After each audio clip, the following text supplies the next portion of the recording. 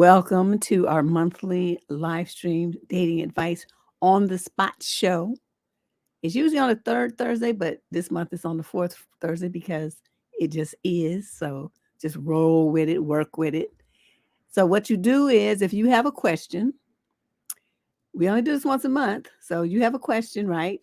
You can either call it in on the VoIP line. This is the link right here that you click. You have to have a headset set or using your telephone.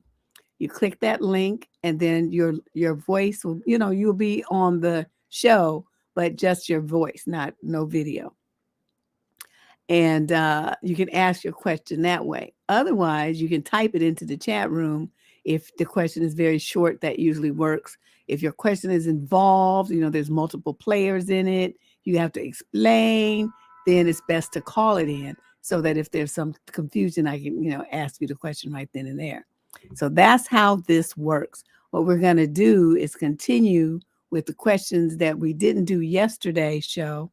I think I have 6 of them, 6 to 7. And then, I'll start with those. And then while we wait for you guys to, figure out what your question is and what you want to do.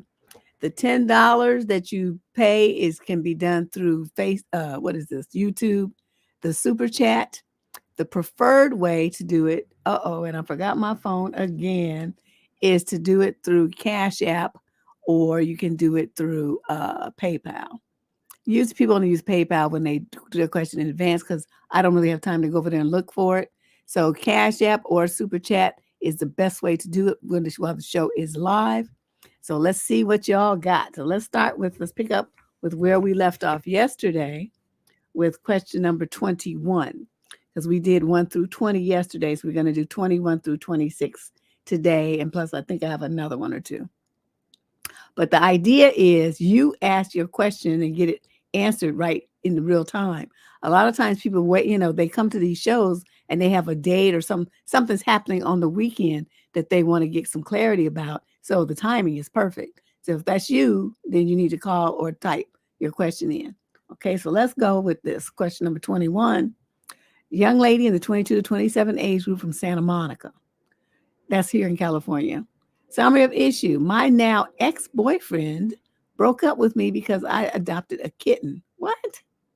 Is he allergic or something? I'm so torn. Honestly, deep down, I feel like this was the best because it hasn't been going well for a while. But I found it absurd that what tipped it over the edge is the fact that I adopted a kitten when he told me not to.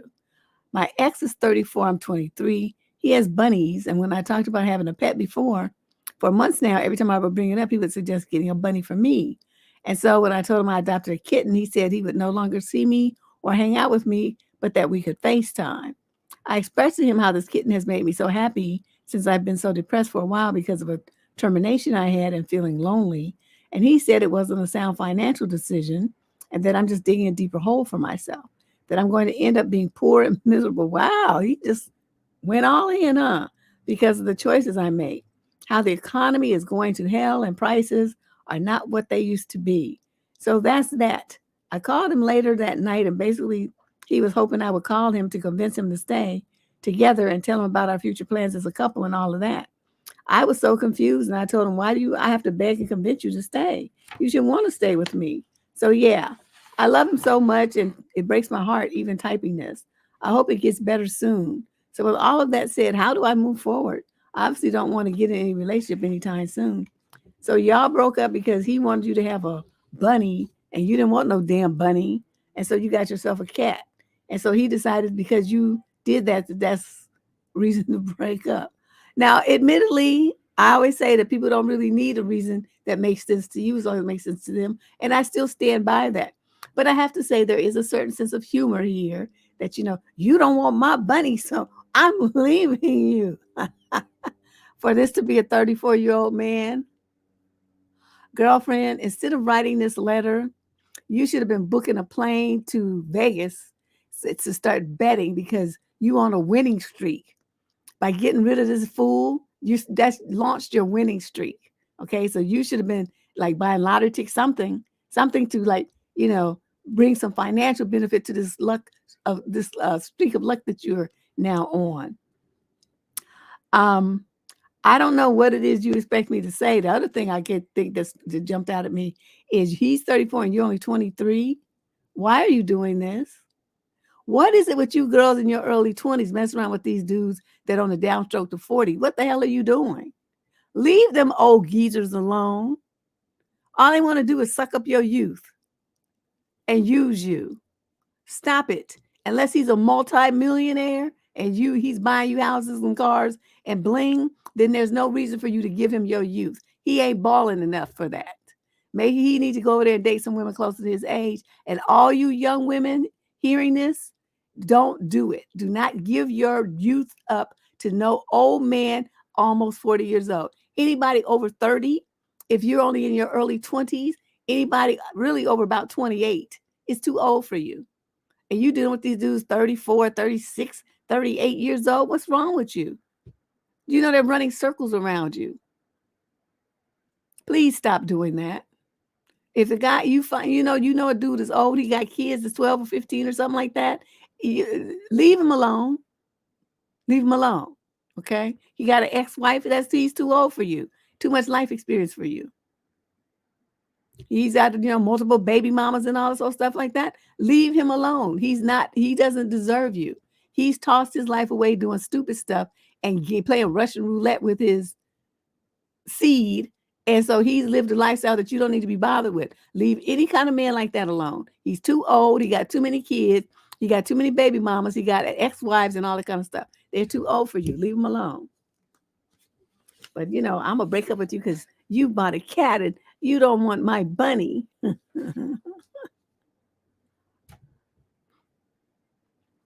Girl, I'm telling you, understanding life, it's just they just don't get it.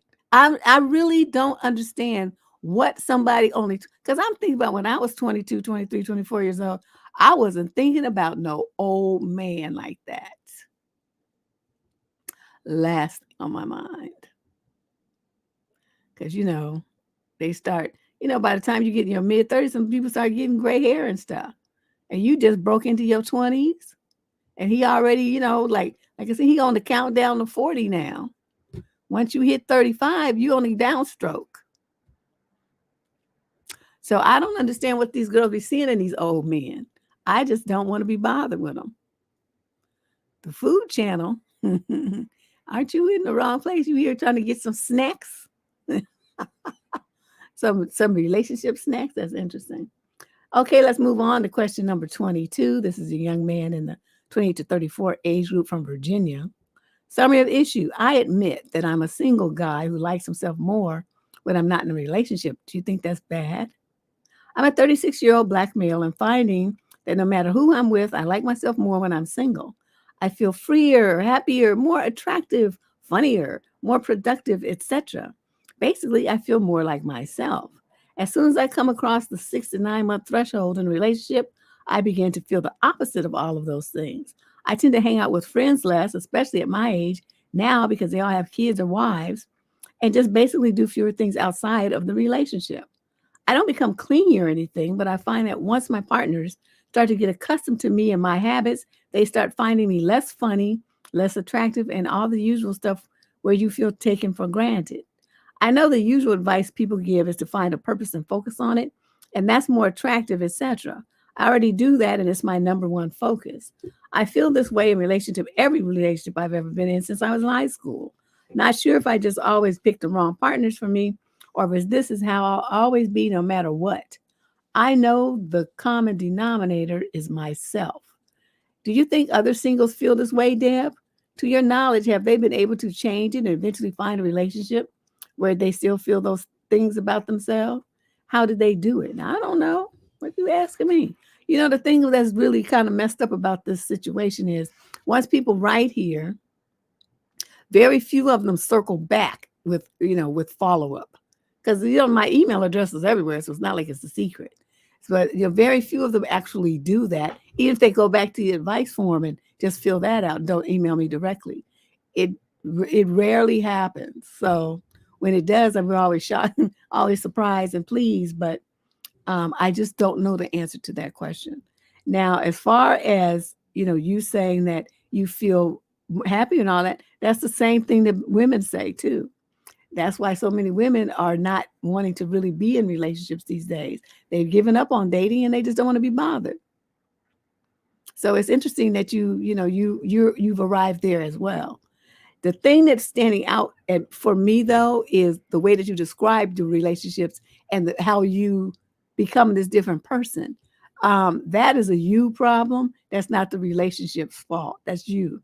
You're choosing to do these things and cut off friends and cut off your hobbies and interests and make this person more of a central focus in your life. And then you feel choked once you do it. So that's something that you have you have a lot of control over. Just stop doing it. Next time you're in a relationship, make sure you keep your social circle and you keep your activities and all your interests and you do everything just like you do when you're single, except you don't go out with other women. That's the only thing that should really be different, right? You still get to be yourself. You don't trade yourself in just because you're in a relationship.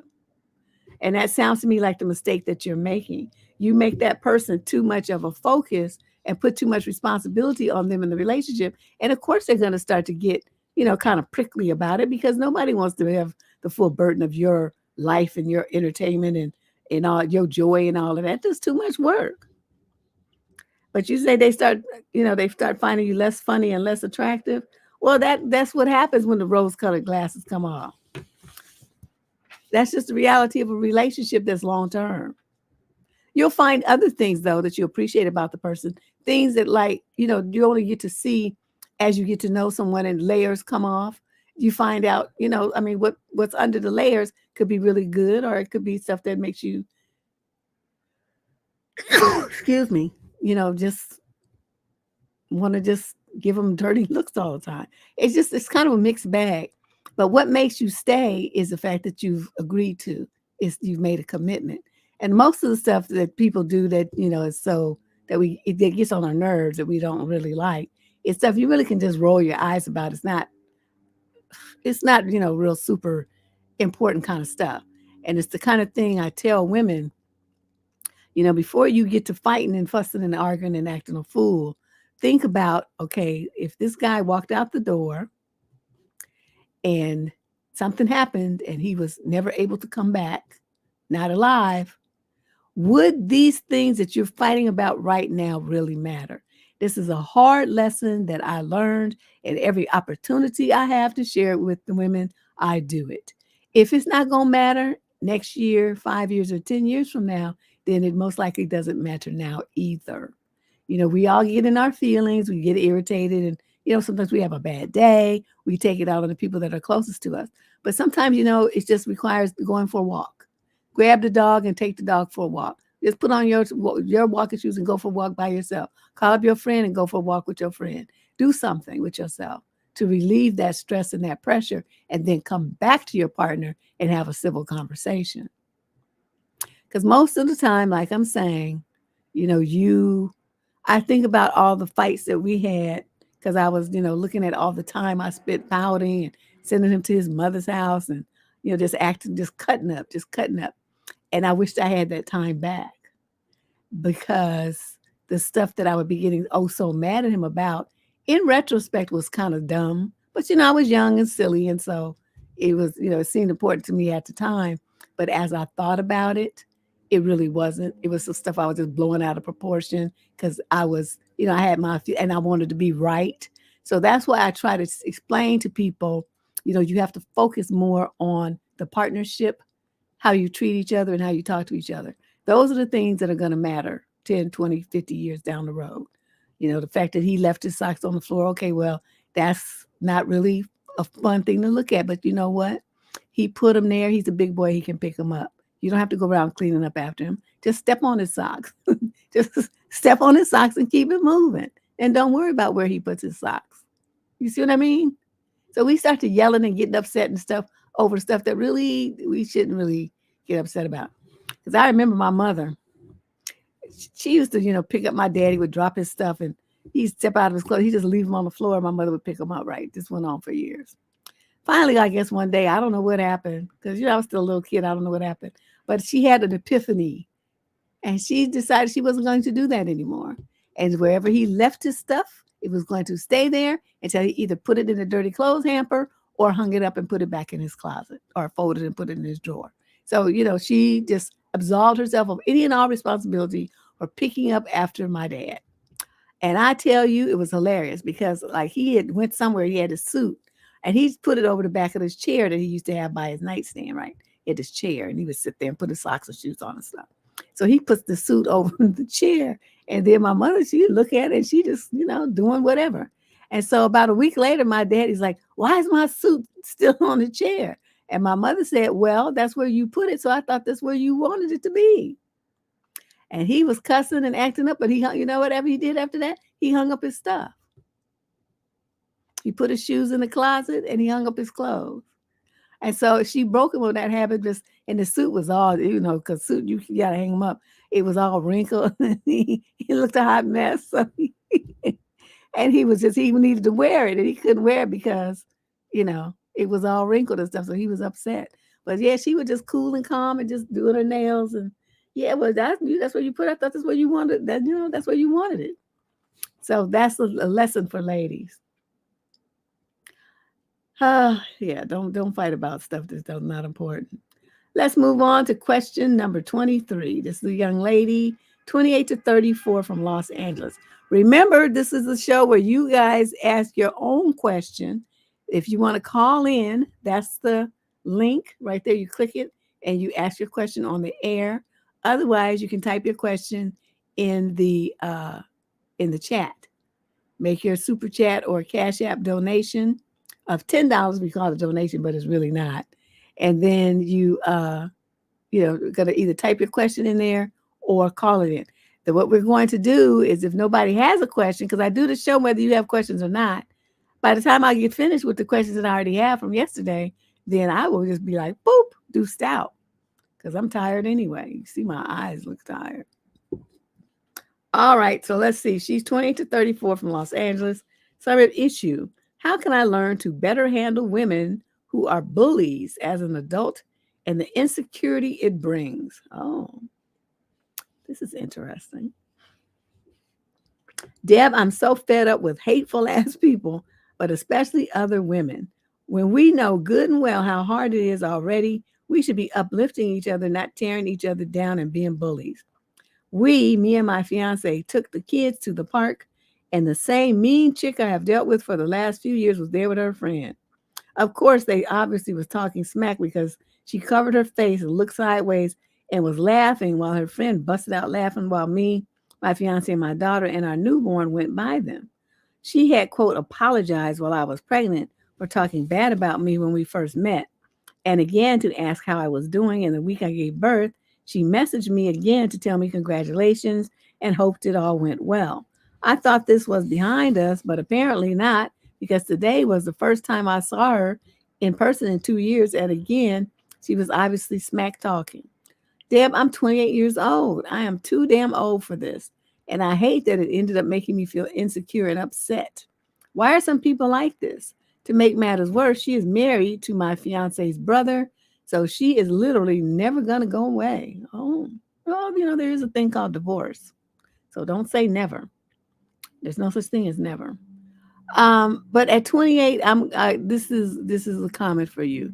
Why are you allowing yourself to get caught up in silly high school bitch shit? Why are you doing that? She's not bullying you. She's taunting you like an adolescent, and you're biting because you're getting so upset about it at 28 that you're going to write me and bother my nerves with this simple bullshit. See, these kind of women like this, she's only doing this because she knows it's going to work. It's going to get a rise out of you. If you totally ignored her or laughed at her back, then she wouldn't know what to do. Because, it's like this. She's doing all this here, right? This and this. And then all you have to do is stand there and look at her, curiously, and then laugh and point at her. Go to your husband and point at her and laugh at her back and watch her crumble.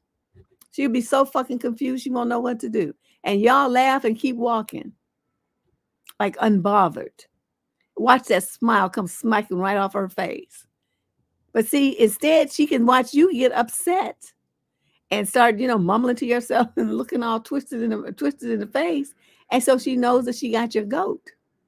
That's how you need to look at the video, control your emotions, and get yourself together. Because in this situation right here, this is simple. She's not really even doing anything to you. She's just acting a fool, and you're taking it personally. The other option is y'all go to a different park. Why you got to go to the one that some silly hoe goes to? Go to a different one. Get in your car and go across town. Go somewhere, new, different, better, different neighborhood, and go to the parks over there where there won't be, silly bitches. Did you ever think of that? So there's like plenty of options here I just gave you, so pick one. Yeah, she wants a reaction. That's what I'm saying. I wouldn't give her one. Or if I did, I would give her the one like I would be talking, I would elbow my fiance and be like, psh, psh, psh, psh, and then when I pull away, make sure you bend over and do the, slap your thigh laugh and stuff. And so he would do it right. Like what I said was oh so hilarious. And then we would both be like leaned on each other and stuff, laughing. Like this is a funny, like we just heard Eddie Murphy and everybody like all in one, just in one joke telling, one joke session. That's how hard we're gonna be laughing with our fake laugh. And then just keep walking. Don't you know how to play? Two can play that game. You take this stuff way too seriously. Okay, here's the link once again. There you go. Yeah, they are. These women are just well, she's childish too because she's letting it get to her. See, the mentality of these women here is very juvenile.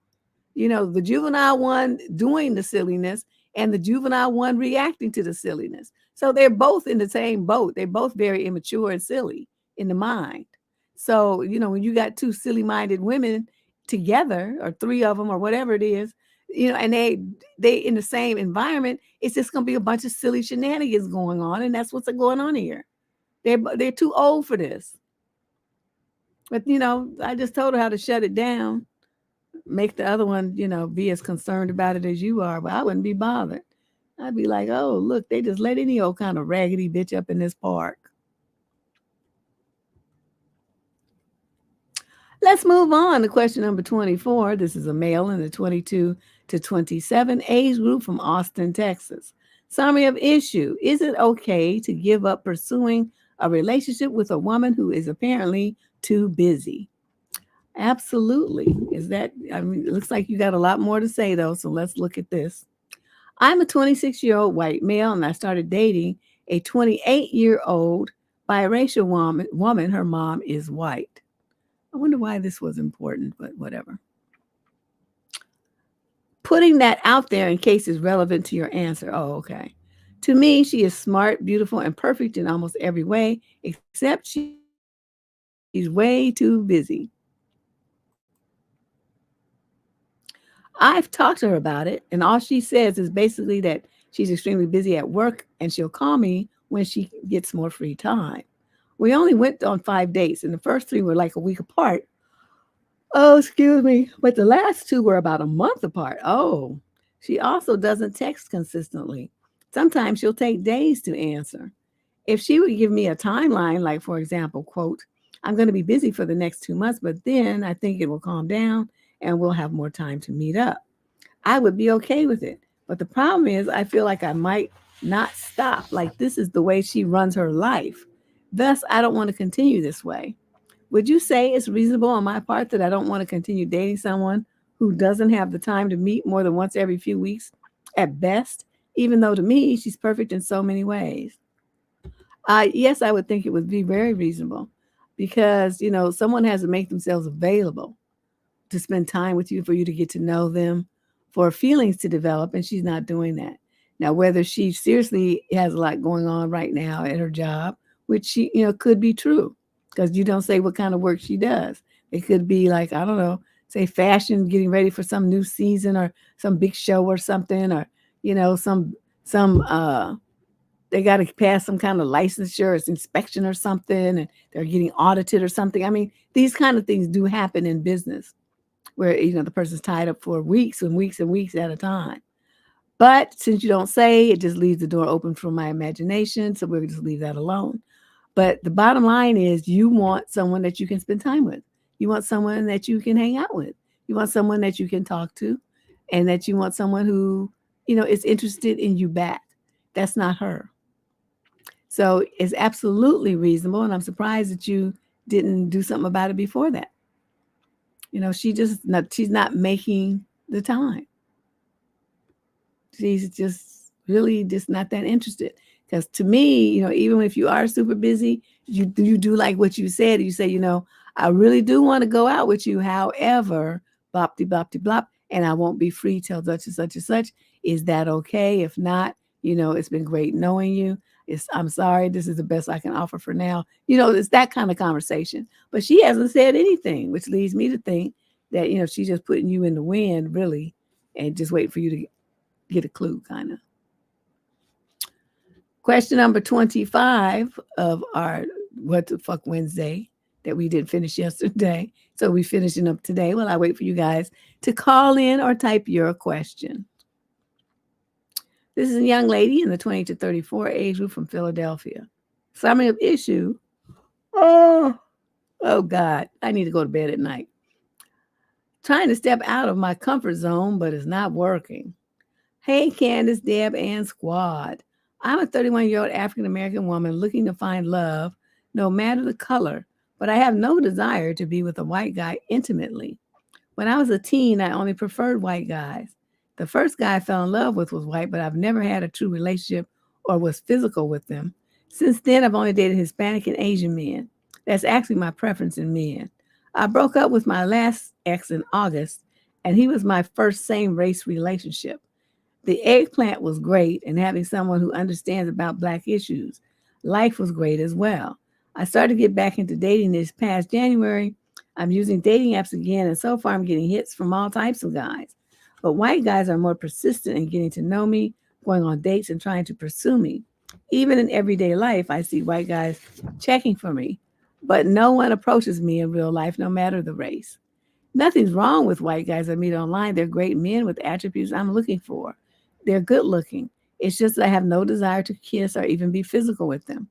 The first dates go smoothly, but when they ask for a second, I'm hesitant. I'm not trying to lead anyone on. I think it may be because I don't want, quote, pink eggplant, end quote.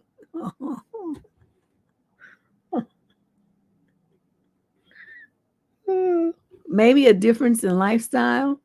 My question is, how can I move past this? I'm dating to look for a husband, and I don't want anything to hold me back. How can you move past a preference? I don't know the answer to that.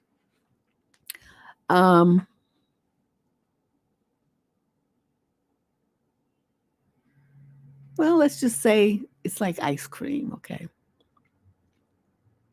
You like mocha, you like lemon, you like whatever, but one thing you're not real keen on is vanilla.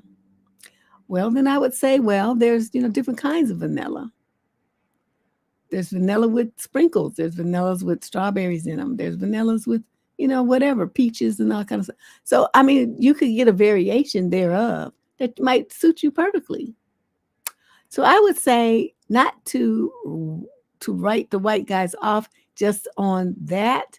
I mean, choose a man by how he treats you. Choose a man by, what he offers you intimately. And I mean like emotional, like support. Is he got your back? Is he responsible, accountable? Can you depend on him? Is he likable? Does he have a moral code? Is his sense of honor? Does he respect women? Those kind of things. I look at those kind of things way more than I pay attention to what, the paint job part. I mean, he's got to be attractive to me, but I notice I have a certain kind of look that I'm attracted to. And if I see that look, it doesn't matter what race the man is in, what race he is. I'm like all over it. That's what I noticed about myself. I have a certain look, height, facial shape, I mean, just a certain look that instantly gets my attention. So, this is I'm struggling with this because I can't really tell you, that what you're thinking is silly because it's a preference. But I'm just saying, just think about the different variations on the theme of vanilla ice cream. Isn't there like old fashioned vanilla and there's, I don't know. Just think about that and then try a vanilla and see what happens. You might be pleasantly surprised. You're looking for a husband, like I said, you need to concentrate more on the internal qualities than the external. As long as he's not ugly, especially because you're young, right? You're 26 to 34, you might be talking about having some kids. Don't you be having no kids by no defective looking troll face, Gila monster looking man, no matter how nice he treats you. That would be a mistake for your little, I mean, it's one thing to be with him, but it's nothing. You got to look at, what is this man going to have my kids looking like? And if you're going to be scared of your kids when they born and they nurse comes and bring them, you be like, yee, shoot, what is this little Gila monster here? Then you don't want to have a kid with that person. And also look at his family history. See if he got any kind of,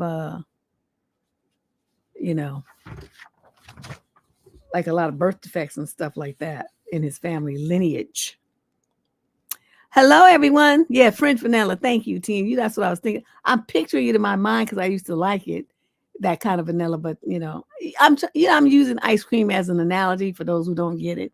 But the white guy is the vanilla. Okay, I'm not gonna do this one quite yet. Let me look over here at a couple of other questions that Candace politely provided me with.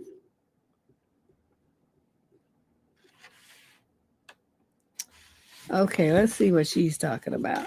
I'm still waiting for y'all to call in with your questions or type them here, whatever you want to do.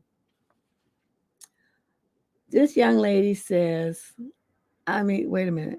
Yeah, she's in the 22 to 27 age group, and she's talking about this guy at her job, and she says, this guy I work with is way too aggressive, and it makes me anxious. I'm 22, and I work at a store,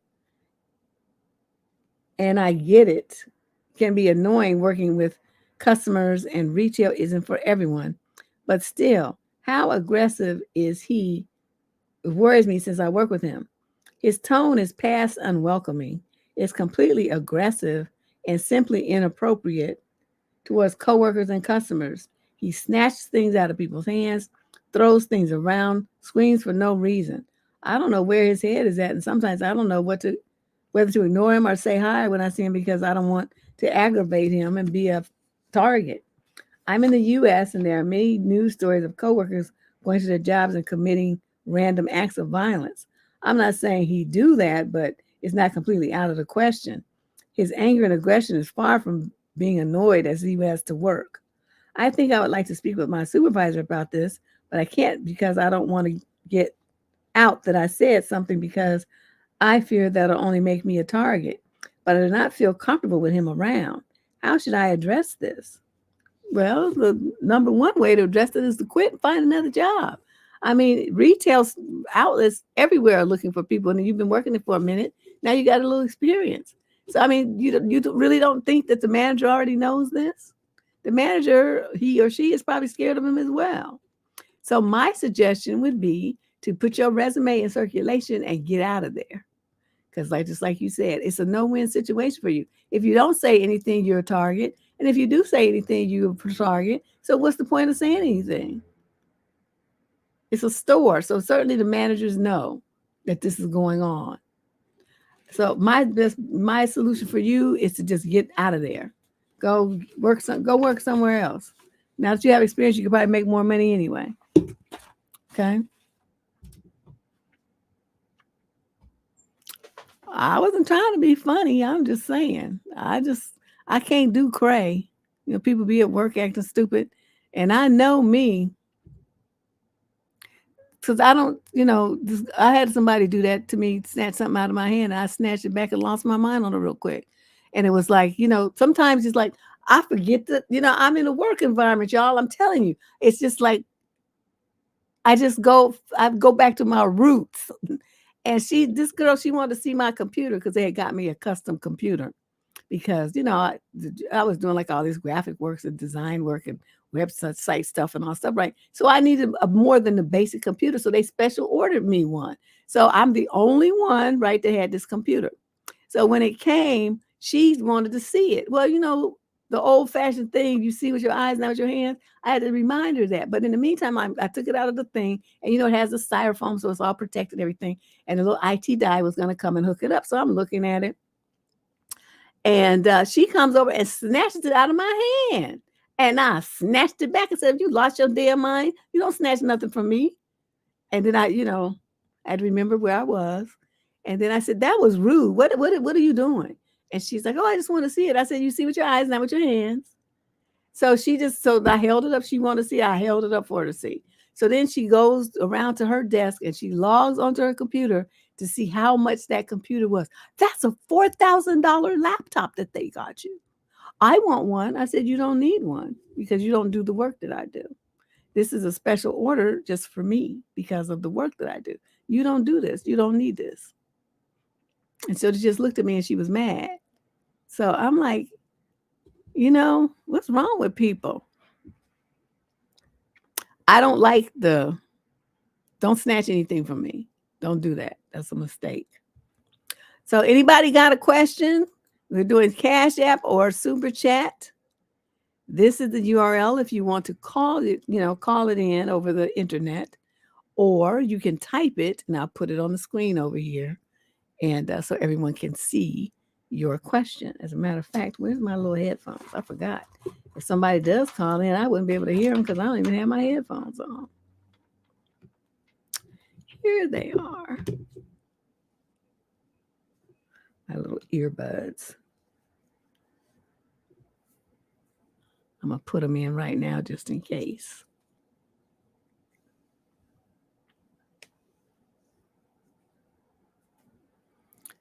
Okay. Let me see if I got another question here while y'all get your acts together.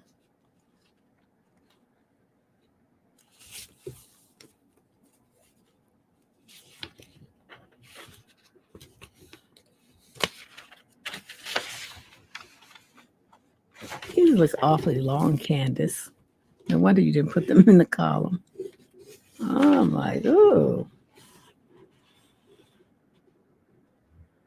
Okay. Here's one. Cash App is Debsterism.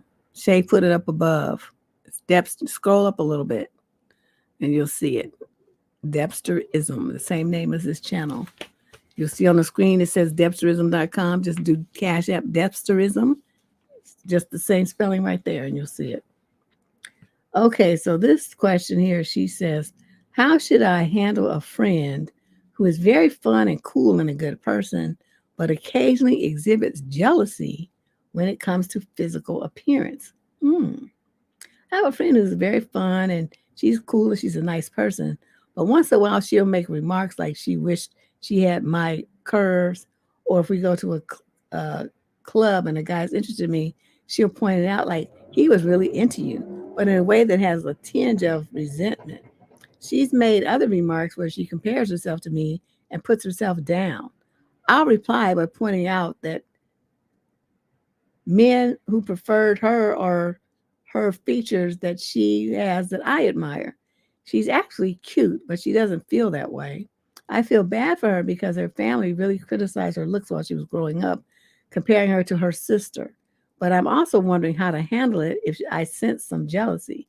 I've had girlfriends become passive aggressive towards me or outright mean because of jealousy, and I'm tired of getting too close because of that.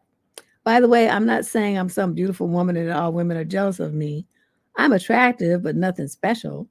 I've also had friends be jealous of me for getting better grades, getting into a great school, being more athletic, etc. So you don't know what to do about what you do when you have haters. You know what you do when you have haters? You make them hate you more. Whatever it is that they feeling bad about themselves about, you up the ante. You don't have to say a word. You don't have to do anything. But you just make your light shine that much brighter. If they think that you look cute with your new makeup on and stuff, you just go in there and just look extra cute the next day. If they think that you got dudes like you and they, jealous because nobody likes them, well, you just put forth your glam act and get all the dudes looking at you. That's how I do things because, your insecurities and your lack of confidence and your feeling bad about yourself and talking bad about yourself don't have shit to do with me. Okay? Because I'm wonderful 24/7. I'm just like, in my own world of godlike creatures. That's me. So you want to think, whatever you think about yourself, you're entitled to do that. Nobody's going to try to stop you because it's a free country and you can do whatever you want to and think about yourself in whatever way you please. But don't try to burden me with that. I'm not going to be responsible for your lack of confidence, your lack of self-esteem, or your low opinion of yourself. It doesn't matter. What you think about yourself is irrelevant in my world. And I would be real quick to tell somebody that. So don't come thinking I'm gonna give you some pity because you whining about, well, you look better than me. I know I do. You knew that too. So why you just acting like it's some new discovery, like your ass is Christopher Columbus or something? You already knew that when we met, the day we met, that I was better than you. I'm smarter than you. I'm finer than you. I got a better figure than you. I get better grades than you. I'm more athletic than you. All these other things. But you know what? I still like you as a friend. So I didn't realize that this was a competition because you're never going to win if that's what you're thinking. So you may as well stop and just enjoy the ride. But I just can't with these insecure chicks. And they try to make you feel bad because they feel bad about themselves. Fuck you, bitch. I don't have shit to do with that. That's you and your red wagon. You can hate yourself as much as you want to, but you do it over there somewhere. Do not try to bring all that your energy over here to me where the sun is shining bright every day of the year. That's how I feel like. The sun is I light up the world. That's not my opinion of myself. If the sun were not the sun, it would be me up there in the sky lighting up the world. Okay. That's how I feel about myself.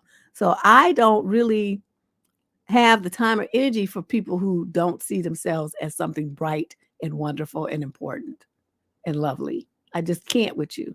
I can't. So, like they can do that. They can be that. They can do that, but they got to do it over there somewhere.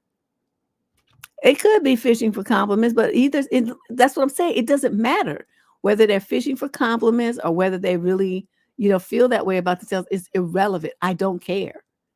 I'm not going to feed into it. I'm not going to try to prop you up. If anything, like I said, if you say, well, you're cuter than me, I'm going to agree with you. I'm going to say, yeah, but you act like that's something new that you just found out 5 minutes ago. It's been that way ever since we first met. So why are you bringing it up now? That would be my line of questioning. I don't do that kind of stuff. And people who don't have a strong confidence in themselves and stuff don't need to be around me. Don't. That's not going to be a good idea. Don't be around me. So here we go. Here's the URL. That's why what I think about most of my closest friends, even my cousin that I socialize with more like a sister, they're all fire signs, mostly Leo women. And we understand each other and we all have these, this raging confidence in ourselves. It's nothing that we can't do if we put our mind to it. And that's the kind of women I surround myself with, doers, not whiners, not insecure, shivering in their bootsers. Can't do it. Them kind of women suck your energy out, just like a man, who's, well, I just need you to, prop me up and be my cheerleader and all this kind of stuff. Cheer your damn self. I don't have time for that. I'm cheering me. You cheer you. Exactly, Ash, because that's what happens. Because all the time that you spend trying to dull your shine so your friends won't feel bad or not look so cute or not dress so nice, it's because your friends will feel bad if you do. Those kind of things, that's impacting your self-esteem and your confidence and your shine. You're limiting your shine to make some dullard think better about herself. And the women do that same shit with dull men too. And I'm just saying that don't do that. Because that energy you spend over there going into that black hole of their lackings is energy you could be using to yourself to advance yourself and make your light shine even brighter. Why would you turn your light down so that they can take some of it? They need to get their own light going. And if they can't do it, then just get left in the dust. I don't know what to tell you. Everybody can't be at the top. There's not enough room. So only those who deserve to be at the top are going to be there. So that's just how I think. I just don't want to be whatever. Yes, you can type it in here, beautiful, or you can click the link and say it out loud, whichever one works best for you. If you type it in here, I will make it appear across the screen.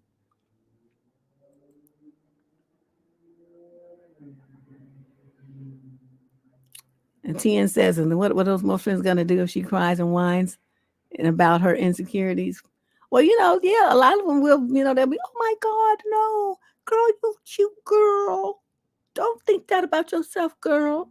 You know this and that. And they're going to try to prop her up. I'll be like, get out of here with that. You start crying and whining about her insecurities. I'll be like, who do you think want to hear that shit? Who do you think wants to hear that? Nobody.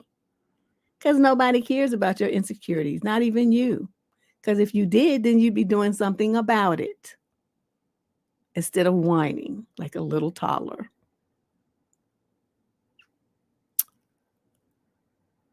That kind of reality check, people just be sitting there looking at you blinking. And I know this may sound mean, but this is what we do on this channel. I'm sorry. One thing I do not do is coddle people. We don't baby you. It's nothing that's going to make you walk away feeling like got some Band-Aids put on your little self. You're going to get the Band-Aid ripped off and you're going to get, the raw truth told to you. And if you have these feelings about yourself, go and hop on some strengths couch and work that out. But do not look for other people to try to build you up and make you feel better about your nothingness. They can't do it. That is a hole that nobody can fill up but you. Nobody else can do that. They can as what's his name, TDJ says, pour into you until their little pitcher is bone dry. It still won't be enough because you have to fill yourself first. So let's see what she says. Oops, I'm sorry. I cut the first part off. The guy I'm dating is a 35-year-old Chinese PhD student in Chicago studying computer science. I'm a 39-year-old Black woman that lives in Milwaukee but visits Chicago regularly to see my family. Okay. I like spending time with him. He's nerdy, kind, and we seem to have similar interests in art, theater, and traveling. He has a calming effect on me. I feel really safe around him. Okay. The problem is that he's inexperienced with romantic relationships and eggplant, and that he is a student. He is taking me on a trip to Seattle during his birthday weekend. How do I deal with his inexperience? Well, 35 and he doesn't have that much. That's probably like kind of a cultural thing.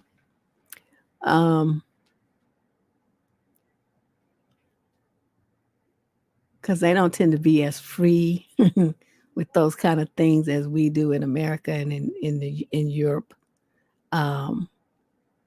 It's like you do that when you're married and, or in a serious, girlfriend, boyfriend relationship. If he's always been a student and he hasn't really had those kind of relationships, the opportunity for him, if he's a traditionalist in his culture, would most likely be that he just hadn't been, in a relationship with a woman, right? So I'm going to say, this would be the time to pull out some some photo evidence or some kind of books or something like the Kama Sutra, and then let him take a read. He's a student. He should study that up, and he should be full of information and knowledge that he can put to practical use very quickly. If he's a smart guy, he'll pick it right up. He'll remember what he read. He'll remember the images. And then you can say, let's try some of these things, right? And I'm sure there's some stuff in there that your ass don't know too. So, you know what I mean? Y'all can figure it out together. Right? You can, yeah, you got to either teach him or like I like the path though where not directly teaching, but like you present some options and then you guys choose some options and you kind of go through the motions of experimenting together. It creates an environment where you can, you try the stuff right. And if it's good, then it works. If not, you end up on the floor laughing, but it's still a good time and it still builds, it builds camaraderie and stuff between the two of you. and it gives you something that, like you go out to dinner later, right? And y'all was on, you was trying to do a fancy move and ended up falling off the bed onto the floor, bumping your heads on the wall or something along those lines. Well, then you go out to dinner and, you guys all dressed all nice and stuff. And then you start rubbing your head, right? He knows what that means because that's where you get the wall. And then here you all in the restaurant busting up laughing at your private joke. There's ways to do that without coming across like you're lecturing and you so experienced, you got to teach him kind of thing. You bring this in as something that you guys can experiment with together. Kind of that is low key. Because really, no matter how much experience you have, there's some shit that you just haven't done, or that's gonna be new to you, or that you forgot about, or that you thought about but you never actually did it. I mean, there's gonna be some things that's still new to you too.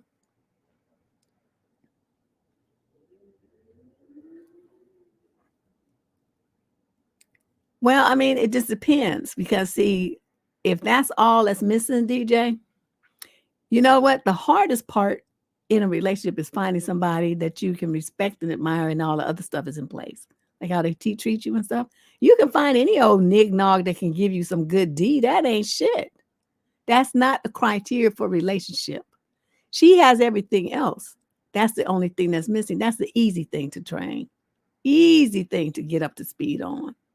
What's hard is trying to take somebody who's a knucklehead just because he lays good pipe and trying to turn him into a decent human being. Now that's where you're going to have an uphill battle. She already got that in motion. That's not her problem. What she's got is just someone who just doesn't have as much experience. That does not mean once he gets it, he's not going to be blowing her hair back. That's a very minor thing. Exactly. That's what I'm saying, Anna. So yeah, beautiful orchid, that would be my approach. So girl, look around online and try to find you, I don't know, some kind of book of positions or something. I mean, something, you know what I mean? Something like that. And then you just, when you're on the trip, you pop that out and be like, let's look at this and try some stuff in here. And he's going to be like, okay, where did you get this? I bought it online. It's on Amazon. And he's going to be like, oh my God, they sell this on Amazon? And you're going to be like, yes. So let's see. Let's flip through here. Look at these. Which one you want to try first? And then he'll be like, oh, look at this one, page 17. Okay, well, let's do it. Okay, got it? Yeah, you could do that. But I'm thinking by the time a woman is almost 40, I don't know how old you are, DJ. By the time a woman is almost 40, she's been through a lot of knuckleheads. She meets a guy who's not a knucklehead that she really likes, who likes in her, who respects her. That's the only thing that's missing. Any woman who would give that up just because of some ding-a-ling. And it's not like he's bad at it. It's just that she says he doesn't have as much experience as she does. So it's not like he's, a 10-minute man or is 10-second guy or anything like that. He doesn't have experience. There's a difference in someone who's a bad lover and someone who just doesn't yet know what they're doing. We've all been there. Ain't nobody come out the womb knowing how to they stroke game on point. Everybody had to get to a point where they got enough practice to become skilled at it. Just like with driving or riding a bike, the same thing. Basketball, playing baseball, playing any kind of sports activity, cooking, anything. You had to practice it to get good at it. So that's what she's saying. He just needs some practice. Well, I'm not telling her to teach him. I'm suggesting that they play a little game of let's try this experimentation where they're going to both get something out of it, not where she's sitting there lecturing him like a teacher. That's not what I said. I don't want her to do that. That's not going to work. They have to do it in a way that they're both, trying something new, and then it'll be a project for them both to have some interesting memories about when the trip is over. That would be the approach I'd take. And I think that would be fun, actually. Should I do something like that? Like, well, let's see here. Oh, look at page 77. Oh my God. Have you ever heard of such a thing? No. What in the world? And holding the book, turning the book all upside down and to the side and looking at it and like looking at each other like, oh, I don't know about all this. That kind of shit is fun. It's all in how you take it and how you approach it. I think so people just make stuff too serious. It's not that serious. I don't know. This writing is too small. It's too hard for me to read. Should have printed it out differently. So anyway, so that's all I got. That's all I got since nobody has any questions.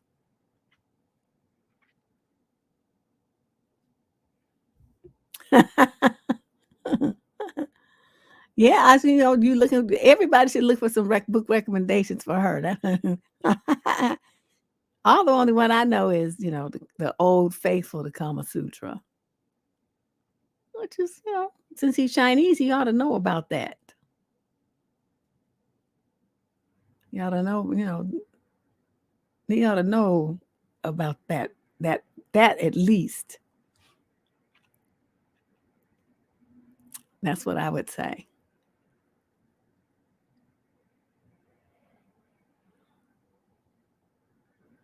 Yes, thanks for making that clearer,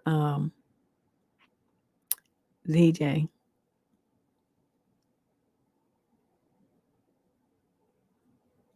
Hmm. This is interesting. So nobody else has any question. We do this on it will go back to the regular schedule next week. It just like we had a little situation with my auntie that took me up out of commission last week. But write to my Gmail account, Beautiful Orchid, so I have your email address. And then we can send you some recommendations. But yeah, because here I don't know what your email is, or you have to reach you or anything.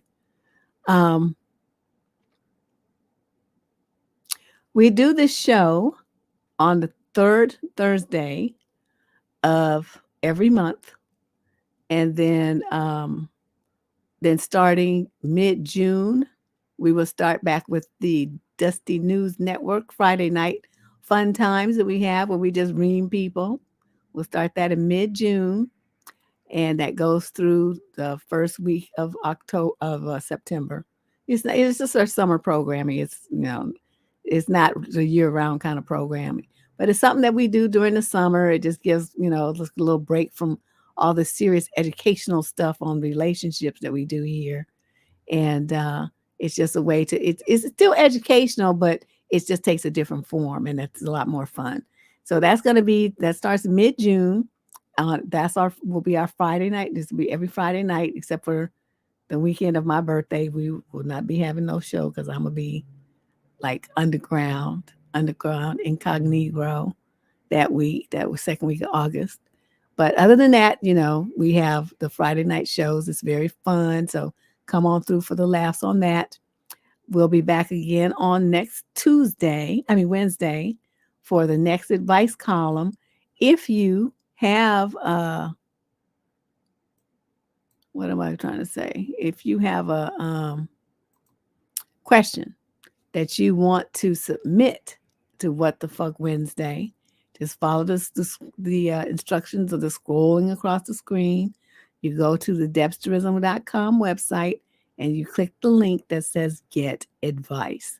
You submit your form and then keep your fingers crossed and hope that Candace picks your letter. That's all I can offer you because I don't have nothing to do with it. By the time I get it, the thing is already in the column in the printout. All I do is print it out and then start the show. That's what the agreement that we have. I don't see the letters in advance, and I'm very good about keeping that in play because that element of surprise is what makes this so interesting for both of us. All right.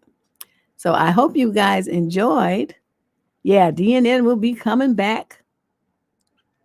Yeah, I had to move that, Anna, because it just stuff was just going on. It's just like, in spite of my best laid plans, because I'm the power of attorney for my aunt, she's 88 now. And when something happens to her, that's my top priority. I'm sorry. So you guys get pushed to the back. And that's what happened. So I had to go and handle some stuff for her And that took me, I wasn't even home. And so that's why everything got, pushed out. I didn't make that show this week, that one we were going to do on Sunday, because it's a holiday weekend. I figured a lot of people probably be out of town. So I pushed it to June 4th. Okay. So yeah, that's coming up. So it's got a lot of interesting stuff on deck for you guys. And this show will be again next month. So if you were too shy to get your question, to ask your question, or you you submitted it to What the Fuck Wednesday, and Candace didn't pick your question, then that would be the place to come on the next third Thursday. All right. So that was good. We're in and out in an hour. So you guys have the rest of your Thursday evening back. I will see you very, very soon. Enjoy your holiday weekend. Don't eat too much. Don't be eating too much. Don't be like me. I'll see you guys on Wednesday. Bye-bye.